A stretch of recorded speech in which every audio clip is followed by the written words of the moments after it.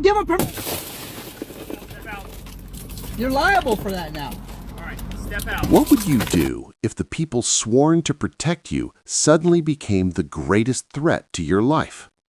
It was just a regular Thursday morning. The sun was barely breaking through the suburban streets, and Clara Benson, 42, a former federal agent, was sipping her coffee in her driveway, enjoying the rare peace of civilian life. For years, she had been trained to expect the unexpected, to anticipate danger in its quietest forms, but nothing could have prepared her for what was about to happen. Across the street, neighbors were already outside, children playing, dogs barking, ordinary life. Then came the sound that shattered the calm, a loud crash of glass. Clara froze. Her heart raced. Through the blur of sunlight and flashing lights, she saw officers, uniformed, armed, determined, smashing her car window. At first, confusion. Why her car? Why here? She looked closer and saw Officer Mark Dalton, 38, the lead, bark orders at his team like a general in the middle of a battlefield. Radios crackled, officers shouted over one another. Panic and chaos rippled outward. Neighbors whispered in disbelief, some pulling out phones, capturing the scene.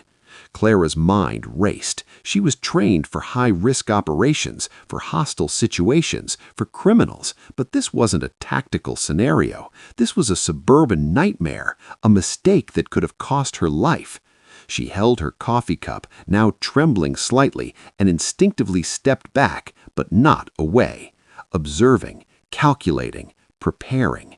And here's the kicker. The police didn't know who they were dealing with. They only saw a woman standing by a shattered window. They had no idea that this seemingly ordinary civilian was someone who had spent decades in law enforcement, someone trained to anticipate danger and respond with precision. As the glass fell to the driveway, the tension hung heavy in the air. Clara's neighbors froze. Her gaze met Officer Dalton's, and in that moment, she knew this was going to escalate fast. Something inside her clicked, calm, poised, aware. But could she de-escalate the situation without revealing who she really was? What would you do if this happened to you? How would you react if the very people meant to protect became your most immediate threat? And just as Clara braced herself for what came next, one officer raised a crowbar, preparing to smash her driver's side window again, unaware that this was the wrong car entirely. The stage was set. The ordinary morning had turned into a life-or-death mistake, and the question remained, could Clara survive the unfolding chaos without unleashing the skills that made her a federal agent in the first place? Before we continue with this video, please like, subscribe, and turn on the notification bell for updates. The sound of shattering glass echoed through the quiet street like a gunshot. Clara's heart skipped a beat, but her instincts kicked in faster than fear. She took a measured step back, eye scanning each officer, noting their positions, movements, and intentions. Every detail mattered. Every second counted. Officer Mark Dalton barked orders like a man on a mission, his voice sharp, commanding. Step back! Step back! He was sure he had the upper hand, but something in Clara's calm, controlled stance threw him off balance. She wasn't panicking, she wasn't flinching, and in that instant, his certainty began to waver. Neighbors gathered on their lawns, whispering, pointing, recording the chaos with phones. Ellen Reyes, 35, Clara's next-door neighbor, stepped forward, waving her hands. "Wait, this is her car. She's not the one you're looking for." Her voice trembled, but Dalton ignored her, convinced he had the right vehicle.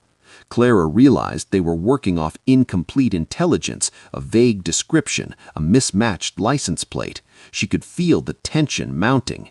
Every officer acted like a storm about to break, and she knew a single wrong move could escalate into violence. She had trained for moments like this, for high-risk arrests, hostage situations, active shooters, but never for this, law enforcement mistaking a civilian and former agent for a threat. Her mind raced. She knew she had to project authority without provoking panic. "I am former federal," she said, her voice calm, precise, carrying authority that demanded attention. A few officers hesitated, uncertainty flickering across their faces, but Dalton's ego wouldn't allow him to back down. Clara's eyes darted to the smashed window, shards glittering in the sunlight. This wasn't just a mistake, it was a dangerous error with consequences she could already foresee. Her training told her, stay visible, stay calm, control the narrative, but the adrenaline pulsing in the air made every movement a potential trigger. As Ellen shouted for Dalton to listen, Clara took a subtle step forward, hands raised, signaling compliance, but also control. A moment of recognition passed through her eyes, a silent question. Do they know who I really am? Then the situation escalated further. Dalton, frustrated and now flustered, reached for her car keys, intent on confirming his assumptions by force. Time seemed to slow. Clara's neighbors froze, the street holding its collective breath, unsure whether to intervene or flee. And in that frozen second, Clara realized the truth. The officers were blind to the reality of who stood before her. She had seconds to act before this mistake spiraled completely out of control. Clara's voice cut through the chaos like steel. I said, I'm former federal. Step back. Her words were calm, but each syllable carried weight. For a moment, the officers froze, uncertainty rippling through the group. But Dalton's ego burned hotter than reason.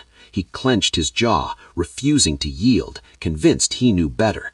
The crowd of neighbors grew, whispers spreading like wildfire, phones out, cameras rolling, capturing every shard of glass, every shouted order, every tense breath. Clara felt the public gaze press down on her, amplifying the stakes.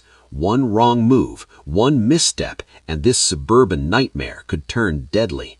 Dalton moved closer, gesturing at his team. Secure the car, now. His hand shook slightly. He didn't realize that the person in front of him wasn't just any civilian.